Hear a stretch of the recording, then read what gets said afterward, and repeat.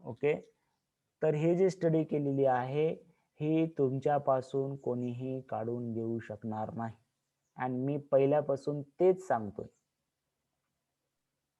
Right? Okay. आता syllabus किंवा परीक्षेचं टेन्शन कोणाला आहे रे? तुम्हाला येते का कधी की आताच परीक्षा झाली तर कसं होईल, 2 महिन्यात परीक्षा झाली तर काय होईल, 4 महिन्यात परीक्षा झाली तर काय होईल, असं आपल्या स्टुडंटला कोणाला आलंय का, कधी वाटलंय का? Right? So these are benefits.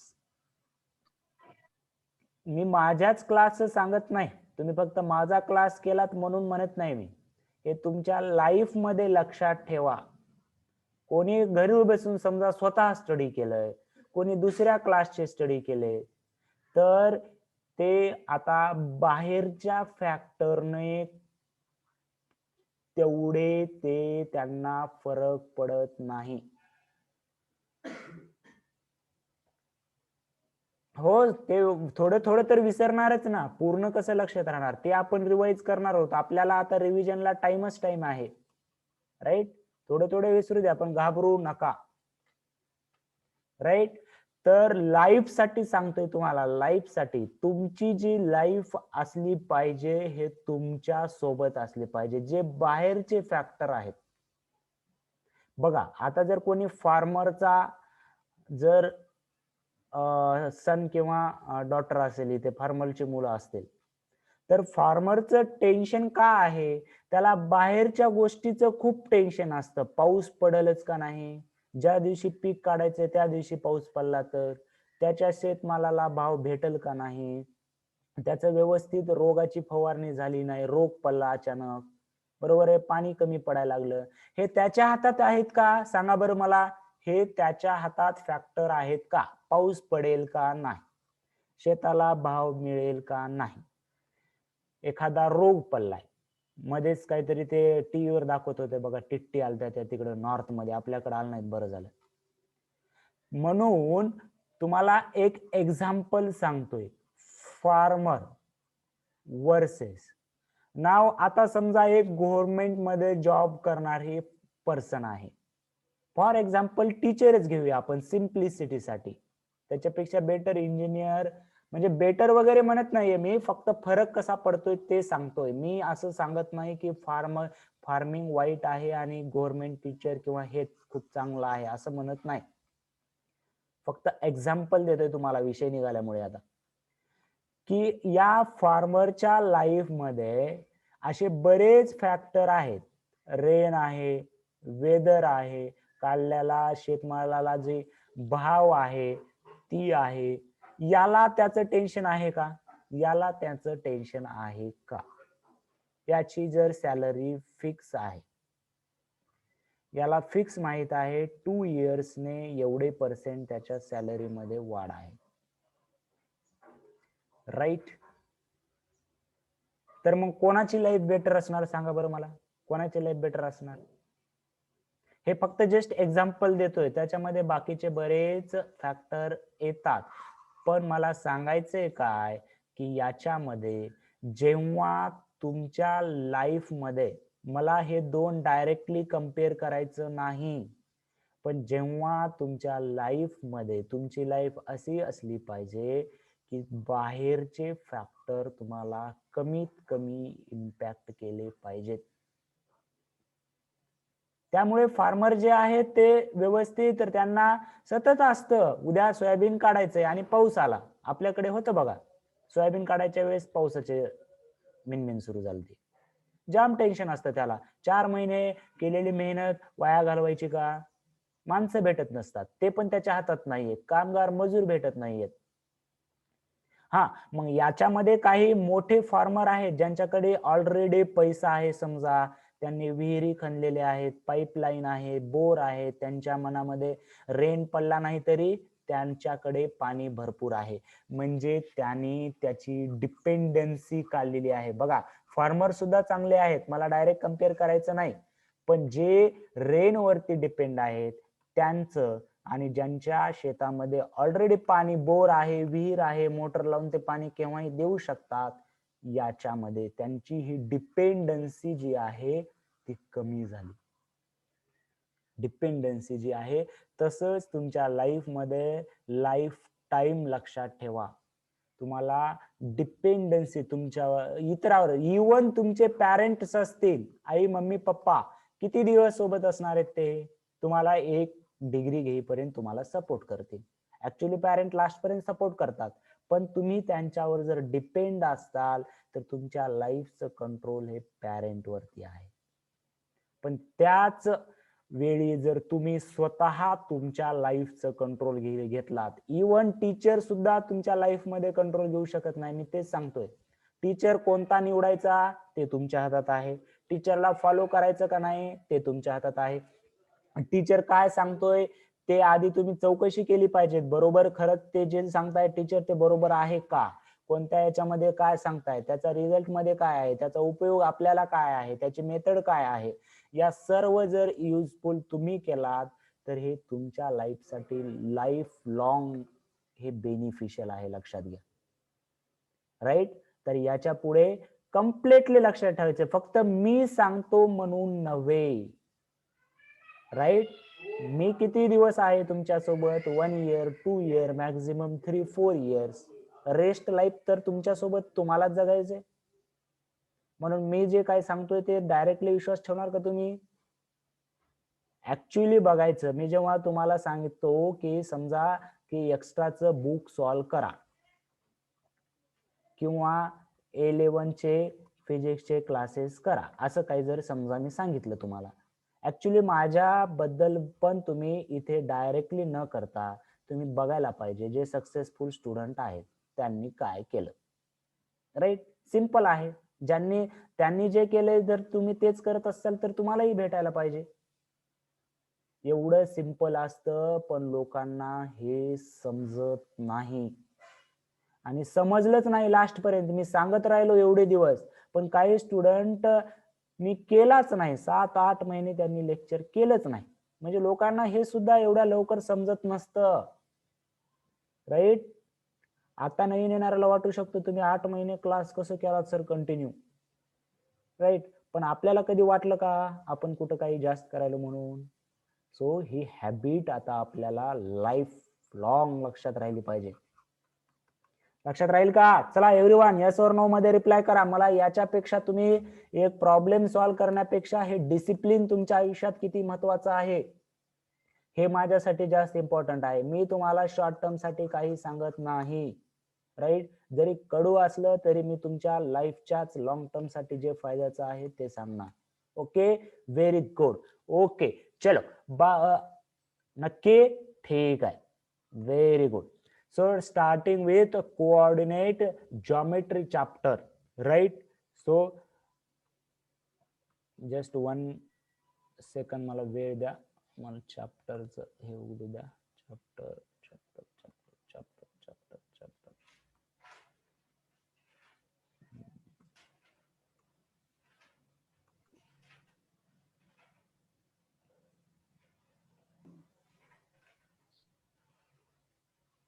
आणि असं नाहीये की आता जर म्हणजे जे नवीन उशिरा झाले त्यांना असं मला भीती वगैरे दाखवायचं नाहीये. जे आहे ते मी सांगतो. तुम्हाला पण कव्हर होणार आहे. रिड्यूस सिलेबस आहे.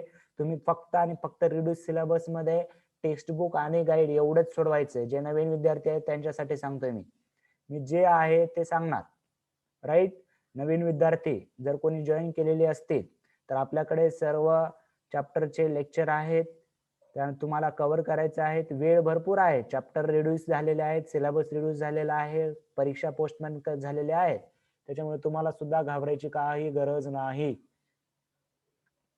ठीक आहे. याच्यामधला पण बराच पार्ट काढण्यात आलेला आहे. जॉमेट्रिक कन्स्ट्रक्शन आपण आपल्या याच्यामध्ये घेऊया.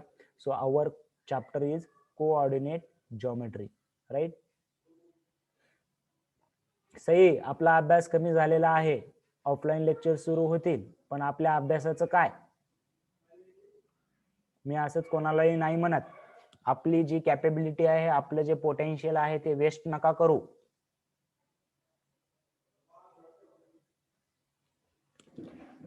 राईट.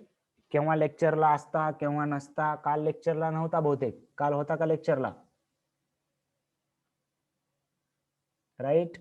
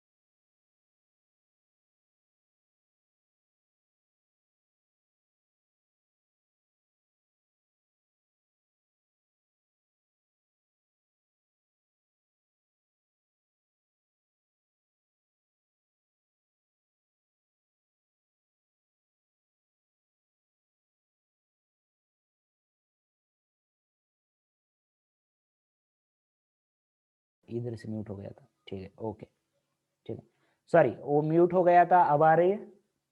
ओके, ठीक है. तो देखो हमारे जो क्लास रहते हैं 7 to 8, अगर किसी दिन ग्रुप पे लिंक नाही आई तो ओल्ड लिंक यूज करना है. जो जुनी लिंक आहे आपल्याला माहिती आहे, जुन्या विद्यार्थ्यांनंतर माहित असेल, नवीन विद्यार्थी ज्या दिवशी ग्रुपवर लिंक येत नाही, मंडे टू फ्रायडे लेक्चर असणार. ज्या दिवशी लेक्चर नाही त्या दिवशी ग्रुपवर सांगितलं जाईल. सॅटरडे ऑफ असतो, संडे एक्झाम असते. या संडेला ट्रिग्नोमेट्री चॅप्टर झालाय ना आपला पूर्ण. ट्रिग्नोमेट्रीवर एक्झाम ठेवायची ना का पुढच्या संडेला ठेवायचे? यस, ट्रिग्नोमेट्रीवर एक्झाम ठेवायची. एमसीक्यू एक्झाम राहील या संडेला ट्रिग्नोमेट्री वरती. Exam next this Sunday. Extra problem तर ट्रिग्नोमेट्री वरचे टाकलेत. नेक्स्ट संडे का? बरं ठीक आहे. This Sunday I will post the extra problem and your exam will be next Sunday, right? बघा क्लिअर आहे का? या संडेला म्हणजे सॅटर्डेला सुट्टी आहे. उद्या सुट्टी आहे. मी उद्या किंवा आजच प्रॉब्लेम टाकतो परत एक्स्ट्रा. ते सॉल्व्ह करायचे 2 दिवसामध्ये. तेच तुमचा होमवर्क असणार, राईट? ज्यांनी ट्रिग्नोमेट्री कंप्लीट केलेला आहे त्यांनी. जे विद्यार्थी लेट जॉईन झाले आहेत त्यांच्यासाठी सर्व व्हिडिओ लेक्चर अवेलेबल होतील. इथे येऊन ते व्हिडिओ लेक्चर घेऊ शकतात, राईट? त्याच्यासाठी फीस कंप्लीट असली पाहिजे आपली. जे विद्यार्थी आज विदाऊट फीस आलेले आहेत त्यांना लेक्चर अटेंड करता येणार नाही मंडे पासून, राईट? ओके, चलो चॅप्टर सुरू करायचं. Coordinate geometry, right? Okay, let's start. Sir, आपण जॉमेट्री या शब्दाचा मीनिंग आपण पाहिलेला आहे. What is mean by the geometry? हा तर नववीलाच पाहिला sir. Jio means earth, metry म्हणजे mensuration. So this type of mensuration is called geometry, right? What is mean by coordinate? What is mean by the coordinate? See, in this chapter we will learn the distance formula, section formula and slope of the line. Also slope of the line is some part of it is reduced from your syllabus, but in the view of 11th and 12th physics it is required. Slope of line काय असणं माहिती असणं गरजेचं आहे. त्यामुळे हे पण मी तुम्हाला एक्सप्लेन करणार आहे. त्यावेळेस मी सांगेल तुम्हाला हे रिड्यूस्ड आहे म्हणून, किंवा कोणतरी मला लक्षात सुद्धा करून द्यायचं. मी काय त्या रिड्यूस्ड वर तेवढं फोकस करत नाही, कारण आपल्याला फरकच पडत नाही. किती रिड्यूस करा, कितीही करा, मी का त्याच्यामध्ये डोकं घालू? बरोबर आहे का नाही? ते न्यूज काहीतरी कोणता तर चॅप्टर रिड्यूस झालाय म्हणून मला 10 दिवसापासून येते, पण आपल्याला काही फरक पडत नाही. मग मी त्याच्यामध्ये वेळ का घालू? बरोबर आहे का? तरी सुद्धा तुम्ही मला ध्यान करून द्या. जे विद्यार्थी नवीन आहेत, ज्यांना फोकस करायचंय त्यांच्यासाठी एकदा आपण सांगूया. पण हे आपल्याला फिजिक्स साठी slope of the line long term साठी लक्षात ठेवणं गरजेचं आहे. त्याच्यासाठी मी थोडंसं एक्सप्लेन करेल. ओके, चलो. So distance formula, section formula and slope of line आपल्याला लर्न करायचं आहे. सो कोऑर्डिनेट जॉमेट्री याच्यामध्ये बघा की कोऑर्डिनेट म्हणजे नेमकं काय. जेव्हा आपण आपल्या घराचा ऍड्रेस सांगतो तेव्हा कसं सांगतो रे. जेव्हा आपण आपल्या घराचा ऍड्रेस सांगतो कसं सांगतो. पाण्याची टाकी, टिंब टिंब नगर, पाण्याची टाकी, टिंबुर्णी रोड, अहमदपूर, पिनकोड, डिस्ट्रिक्ट, तालुका, राष्ट्र, राज्य, या सर्व सांगतो का नाही. आपण कुठे सांगतोय त्याचा परिणाम. म्हणजे आपल्याला इथं जर कोणी विचारलं समजा तर ESA क्लासेसचा ऍड्रेस विचारला तर तुम्ही देश कोणता विचारता का. कोणी आहे का महाशय असा, किंवा राज्य कोणतं. म्हणजे ते त्याच्यावरती डिपेंड करतं आणि त्यामुळे आपण एक्झॅक्ट लोकेशन सांगितलंय की त्याची एक्झॅक्ट लोकेशन आपल्याला माहिती होते. राईट. सो तसेच काही पॉइंट आहेत जॉमेट्रीमध्ये, असे काही पॉइंट असतात आणि त्यांचा ऍड्रेस सांगणं महत्वाचं असतं. त्याच्यामुळे तो पॉइंट कुठे आहे तो कळतो आपल्याला आणि त्या ऍड्रेसला कोऑर्डिनेट म्हणतात. तो ऍड्रेस सांगणे म्हणजेच काय की त्याचे कोऑर्डिनेट सांगितले. समजा आता मी सांगितलं की पॉइंट आर, तर पॉइंट आर या नंबर लाईन वरती कुठे आहे. नंबर लाईन वरती त्याचा कोऑर्डिनेट जो आहे तो किती आहे सांगा. कोऑर्डिनेट हे नंबर लाईन 8 मध्ये झाली असेल. राईट. कोऑर्डिनेट किती आहे 4 आहे. राईट. जेव्हा तुम्ही कोऑर्डिनेट 4 आहे असं सांगता तेव्हा कळणाऱ्याला काय समजतं की बाबा इथे एक नंबर लाईन आहे ज्याच्या की मध्ये एक्झॅक्ट किती असतो 0 असतो. त्याला ओरिजिन सुद्धा म्हणतात. आणि त्याचा जर आर चा कोऑर्डिनेट 4 असेल तर 0 पासून 4 घर अंतरावर हे 1 युनिट, हे 2 युनिट, हे 3 युनिट आणि हे 4 युनिट अंतरावर हा पॉइंट असला पाहिजे आर. बघा बरं त्याचा कोऑर्डिनेट सांगितल्यानंतर आपल्याला कसं कळलं. Now I will say there is a one point which has coordinate 2. एक काहीतरी पॉइंट आहे एक्स ज्याचा कोऑर्डिनेट 2 आहे. तर तुम्हाला ते कोऑर्डिनेट सांगितल्यामुळे तुम्हाला लक्षात येतं की 0 पासून किती युनिट अंतरावर असला पाहिजे. एक्स कोऑर्डिनेट 2 आहे. So there will be 1 and 2 unit away. ते राईटला असलं पाहिजे का लेफ्टला ते कसं ठरवलं तुम्ही. इकडे पण 2 अंतरावर असू शकते ना. हे 1 आणि हे 2. इकडे समजा हा वाय पॉइंट आहे. ते राईटला आहे किंवा लेफ्टला आहे हे कशावर ठरवायचंय त्याच्या साइन वरती ठरवायचंय. इकडे प्लस असतं इकडे मायनस. मी जर म्हणलं असतं y चा कोऑर्डिनेट -2 आहे. मायनस म्हणल्यानंतर या 0च्या लेफ्टला म्हणजे या डायरेक्शनला घ्यायचं. बघा समजतंय का.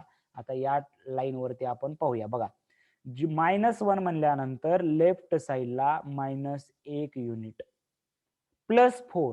सो राईट साइडला 1 2 3 4 unit. Q is a point which has coordinate -5. Minus म्हणल्यानंतर या 0च्या लेफ्ट साइडला आहे. लक्षात घ्या आपण पाहताना लेफ्ट साइडला आहे. किती अंतरावर आहे 5 युनिट. 1 2 3 सॉरी हे 1 2 3 4 5 युनिट. आणि मायनस का कारण याच्या लेफ्ट साइडला आहे. म्हणजे आता मला कोणताही पॉइंट सांगितला तर तुम्हाला त्याचं एक्झॅक्ट लोकेशन सांगता येईल का नाही बघा बरं. If I say that there is one point S which has coordinate -3. तुम्हाला पॉइंटचं लोकेशन एक्झॅक्ट सांगता येईल. तो पॉइंट कोणत्या 2 पॉइंटच्या मध्ये आहे सांगा बरं.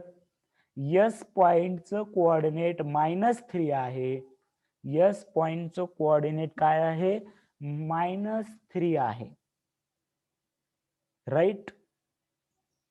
तर त्याचं एक्झॅक्ट लोकेशन सांगता येईल तुम्हाला काय आहे की 2 पॉइंट ह्या -2 आणि -4च्या मध्ये किंवा 2 पॉइंट आहेत Q आणि P यांच्या मध्ये असणार हा S पॉइंट.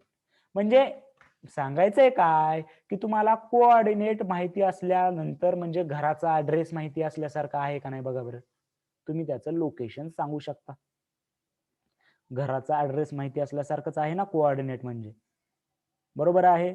मग तुम्हाला ऍड्रेस माहिती असला की 2 पॉइंट मधलं डिस्टन्स काढता येते. मी जर विचारलं तुम्हाला पॉइंट पी आणि आर मध्ये डिस्टन्स किती आहे, पी आणि आर मध्ये, तर हे 1 2 3 4 घर इकडे आणि हे एक घर 5 म्हणजे 5 अंतर आहे 5. ते फॉर्म्युला कसा काढायचा, मोठ्यातून छोटा वजा करायचा. आर चा कोऑर्डिनेट किती आहे 4, पी चा कोऑर्डिनेट किती आहे -1. 9वी मध्ये झालंय बेसिक कोऑर्डिनेट ऑफ जॉमेट्री. कोण आहेत 9वीचे विद्यार्थी? डायरेक्ट 10वीला तर आलं नाही ना कोणी, की कोऑर्डिनेट मोठाचा छोट्यामधून काढायचा. नक्की आठवतंय का? 4 minus minus 1, so minus minus इधर प्लस हो जाएगा, 4 प्लस 1 5 हो जाएगा. मला सांगा बरं मग आर आणि क्यू मध्ये अंतर किती आहे? आर आणि क्यू मधला अंतर काढता येते का? Basic concept of geometry. Very good. R आणि क्यू मधला अंतर. नोटबुक सोबत असली पाहिजे आपल्याला लेक्चर पाहताना. बुक सोबत असली पाहिजे, नोटबुक सोबत असली पाहिजे लेक्चर पाहताना. आर आणि क्यू. Very good. 9. कारण कसं आहे, आर चा कोऑर्डिनेट आहे 4, क्यू चा कोऑर्डिनेट आहे -5. या दोघांमध्ये मोठं कोण आहे? पॉझिटिव्ह वाला 4. त्याच्यातून मायनस करायचंय किती? -5. मायनस मायनस प्लस होईल. 4 प्लस 5 किती होईल? 9 होईल. हे झालं बेसिक 9वीला जे शिकलोय ते.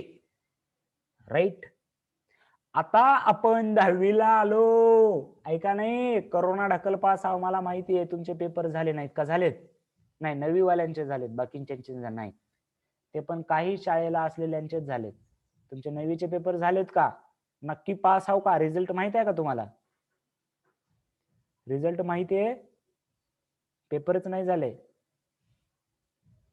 नक्की पास आहो का? रिझल्ट सांगितले? बर. काही पेपर राहिले होते ना तुमचे, तुमचा रिझल्टच लागला नाही. ठीक आहे, पेपर देऊन काही फायदा नाही. ओके, चलो. आपल्याला त्या गोष्टीशी हे करायचं नाहीये. ओके, चलो. डिस्टन्स कसा फाइंड करायचं सांगितलंय मी. 2 वजा करायचे. आता बघा, आता 2 ऍक्सिस असतात. 2 ऍक्सिस असतात. एक एक्स ऍक्सिस, एक वाय ऍक्सिस.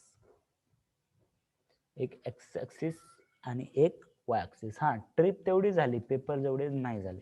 राईट. महत्वाचं काम झालंय तुमचं.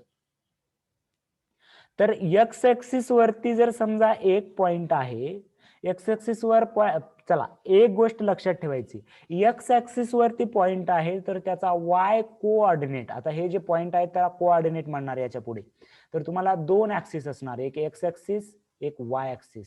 मग एक असणार एक्स कोऑर्डिनेट, म्हणजे एक्स ऍक्सिस वर तो पॉइंट कुठे आहे ते सांगणार, आणि एक असणार वाय ऍक्सिस, तो वाय ऍक्सिस वर किती आहे. म्हणजे समजा मला या रोडवरती आणि या रोडवरती घर सांगायचंय.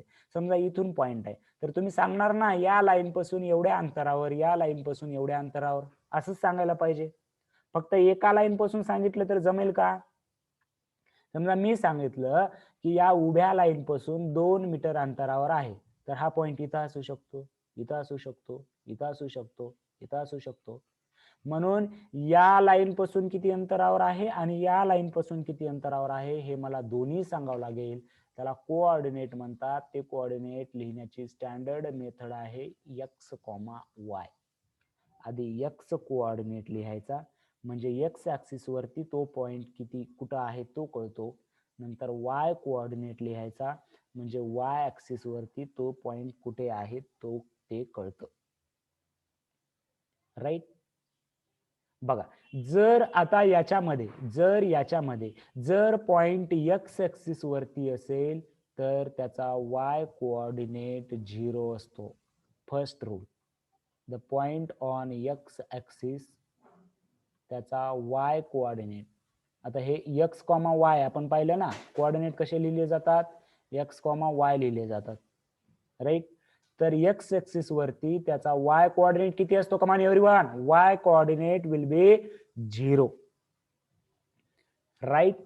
If point lies on the Y axis, Y म्हणजे या उभ्या व्हर्टिकल ऍक्सिस वरती, जर पॉइंट हा वाय ऍक्सिस वरती असेल तर त्याचा कोणता कोऑर्डिनेट 0 असणार, कोणता कोऑर्डिनेट 0 असणार, वाय ऍक्सिस वरती जर पॉइंट असेल तर त्याचा कोणता कोऑर्डिनेट 0 असायला पाहिजे, एक्स कोऑर्डिनेट 0 असायला पाहिजे, राईट. एक्स कोऑर्डिनेट 0 असायला पाहिजे, राईट. तर मग बघा ही डायग्राम काढलेली आहे, ह्या डायग्राम तुम्हाला काढून घ्यायच्या आहेत, याच डायग्राम तुम्हाला काढून घ्यायच्या आहेत की एक्स ऍक्सिस वरती हा ए पॉइंट आहे, हा बी पॉइंट आहे. ए चे कोऑर्डिनेट x1, 0, बी चे कोऑर्डिनेट x2, 0. मग x2 जर मोठं असेल तर या दोन पॉइंट मधला डिस्टन्स कसा काढायचा, x2 मायनस x1. या दोन पॉइंट मधला डिस्टन्स कसा काढायचा, x2 मायनस x1. त्याच्यानंतर समजा जर y ऍक्सिस वरती आहे म्हणजे x कोऑर्डिनेट 0 आहेत, या दोन कोऑर्डिनेट मधला डिस्टन्स कसा काढायचा, या दोन कोऑर्डिनेट मधला डिस्टन्स कसा काढायचा,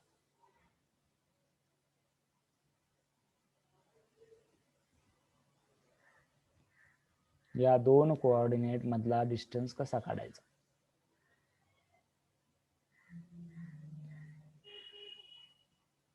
अरे इकडे लक्ष द्या रे, बाकीचे क्वेश्चन नंतर विचारा. मीटिंग एंड होते का, मीटिंग एंड झाल्यावर विचारायचं जॉईन वगैरे, मीटिंगच एंड होत नाहीये. हे y2 मायनस y1 करावं लागेल आपल्याला. इथे x2 मायनस x1, इथे त्याचे y कोऑर्डिनेट जो मोठा आहे तो छोटा आहे. म्हणजे for example simply I can say that if there is a point P which has coordinate 4, 0 and there is a one Q point which has coordinate 1, 0. What is the distance between them? चला distance find करा. एक point P आहे, Q आहे, एकाचा coordinate आहे 4, 0, दुसऱ्याचा coordinate आहे 1, 0. हे y तर कोऑर्डिनेट दोन्ही 0, 0 आहेत, याच्याशी काहीतरी संबंधच नाहीये. मग याच्या मोठ्यातून छोटा वजा करायचा. 4 - 1 कितना रहेगा, 3. So distance is 3 unit. Simple आहे. तर हे तुम्हाला लिहायचंय, हे तुम्हाला बुक मध्ये, नोटबुक मध्ये तुम्हाला लिहून घ्यायचंय, लक्षात असू द्या, ठीक आहे. त्याच्यानंतर हे तर सिंपल आहे, to find the distance between two point on X axis, to find the distance between Y axis. पण आता समजा पॉइंट ऍक्सिस वरती नाहीये, समजा आता पॉइंट ऍक्सिस वरती नाहीयेत पण पॅरलल आहेत, पॅरलल आहेत. आता हळूहळू आपण डिस्टन्स फॉर्म्युलाकडे जाणार आहोत, राईट. तर याच्यामध्ये बघा, याच्यामध्ये काय आहे, समजा एक पॉइंट इथे आहे, दुसरा पॉइंट इथे आहे. पहिल्याचा कोऑर्डिनेट बघा x1, y1, दुसऱ्याचा कोऑर्डिनेट x2, y2. म्हणजे यांच्यामध्ये हाच डिस्टन्स काढायचा का बघा आपल्याला, यांच्या मधला सुद्धा हाच डिस्टन्स काढायचा. दोघांचा y तर सेम आहे, दोघांचा y सेम आहे, y1, y1, कारण हे या अंतरापासून आणि या अंतरापासून सारख्या अंतरावर आहे. तर मग तिथे डिस्टन्स कसा काढणार, तिथे डिस्टन्स कसा काढणार, परत काय करणार, y1 तर सेम आहे, त्यावेळेस सुद्धा डिस्टन्स काढणार x2 मायनस x1, त्यावेळेस सुद्धा डिस्टन्स काढणार x2 मायनस x1. आणि समजा इथे त्यांचा x1 सेम आहे, तेव्हा डिस्टन्स कसा काढणार सांगा. आता बघा, आता मध्ये पॉइंट आहेत, याचा काहीतरी x कोऑर्डिनेट आहे, y कोऑर्डिनेट आहे, याचा काहीतरी x कोऑर्डिनेट आहे, y कोऑर्डिनेट. या दोघांचा x कोऑर्डिनेट जर सेम असेल तर फक्त y2 मायनस y1 करायचं, ठीक आहे. थोडस म्यूट झालंय, नाही रे म्यूट नाही, आवाज येतोय. आवाज आ रही है क्या? अरे ठीक. तर बघा ह्याला यस आवाज येतोय. तर एकदम बेसिक कन्सेप्ट आहेत. मला काय म्हणायचंय, थोडस लिहून घ्या तुम्ही. लिहून घेतल्यानंतर क्लिअर होईल जरा. ते लिहून घ्या जरा. कोऑर्डिनेट जॉमेट्री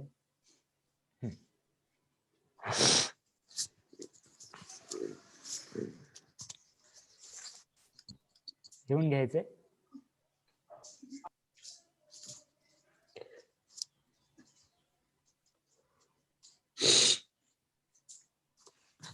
हा म्यूट ऑल गेलं नाही का? ओके, म्यूट ऑल करायचं राहिलंय.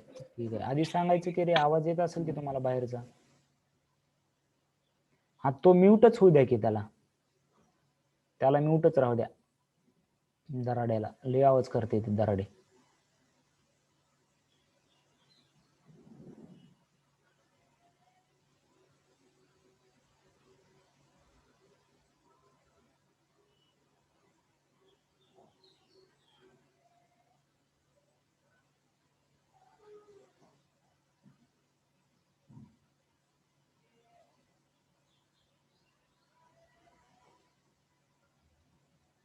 क्या हो रहा है वैष्णवी?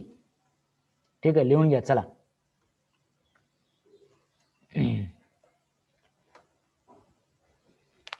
लिहा. एनी पॉइंट लिहा. फर्स्ट कोऑर्डिनेट जॉमेट्री हेडिंग टाकली तर काही सिंपल पॉइंट आहेत ते लिहून घ्यायचे आधी. Any point can be represent using two coordinate. Any point can be represented using two coordinates. Two coordinates x comma y. X comma y. Any point can be represented using two coordinate x comma y.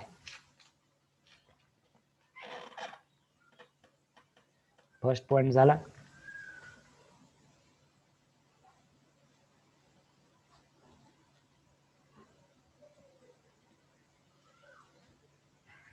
त्याच्यानंतर second point लिहा. त्याच्यानंतर second point लिहा. x coordinate is a distance of a point from y axis. Distance of point from y axis. And y coordinate is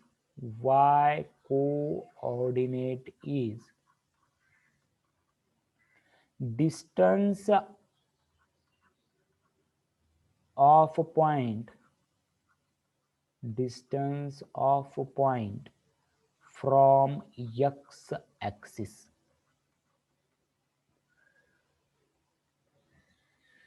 बघा हे बऱ्याच विद्यार्थ्यांना confuse होतं, त्याच्यामुळे मी डायरेक्टली लिहून देतोय.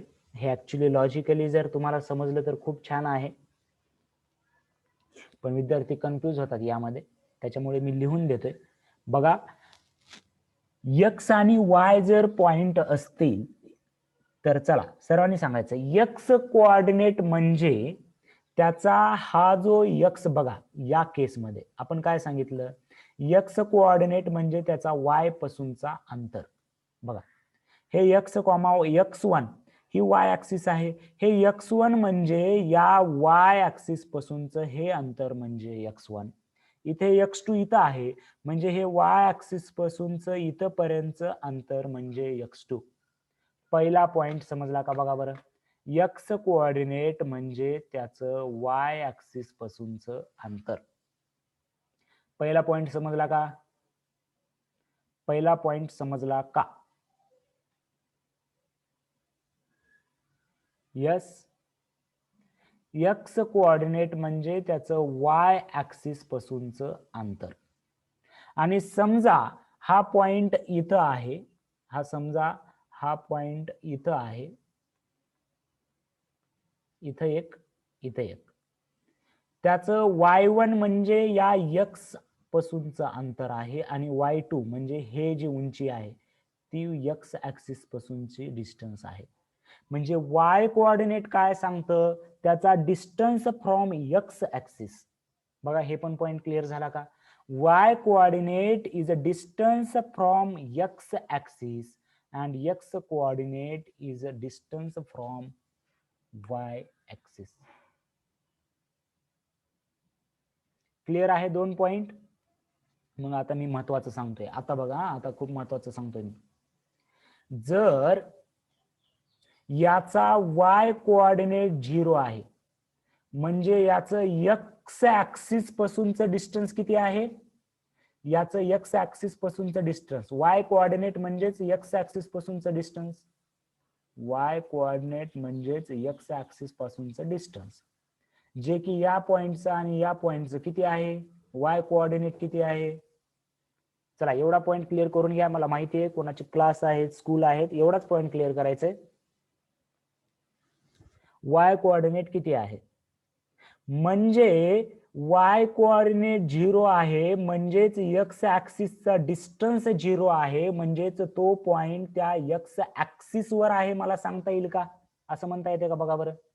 म्हणजे वाय कोऑर्डिनेट जर 0 असेल तर तो पॉइंट एक्स ऍक्सिस वरती असला पाहिजे, आणि एक्स कोऑर्डिनेट जर 0 असेल, एक्स कोऑर्डिनेट जर 0 असेल तर तो पॉइंट कोणत्या ऍक्सिस वरती असला पाहिजे? Come on everyone.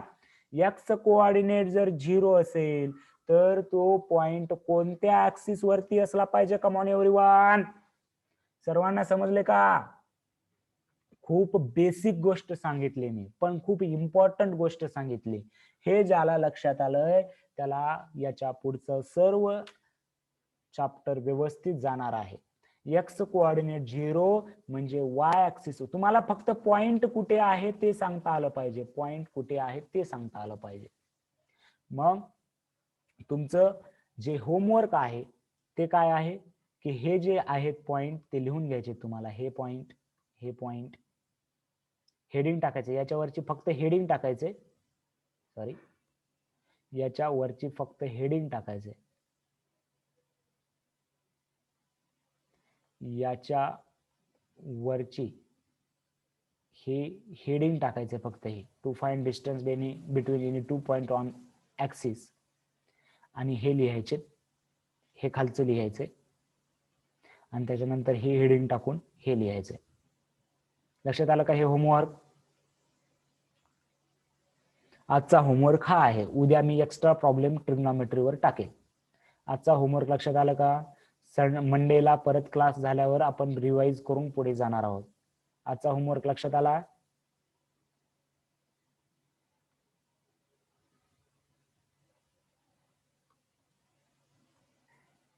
यस, ठीक आहे. त्याच्यामध्ये 2 पॉइंट आधी लिहून घ्या. ह्या 2 पॉइंटच्या खाली 2 पॉइंट लिहून घ्या. इफ एक्स कोऑर्डिनेट इज 0, याच्या खाली 2 पॉइंट लिहून घ्या. त्याच्या खाली हे लिहा, आपण लिहित होतो त्याच्यामध्येच ऍड करा. If x coordinate of point is 0,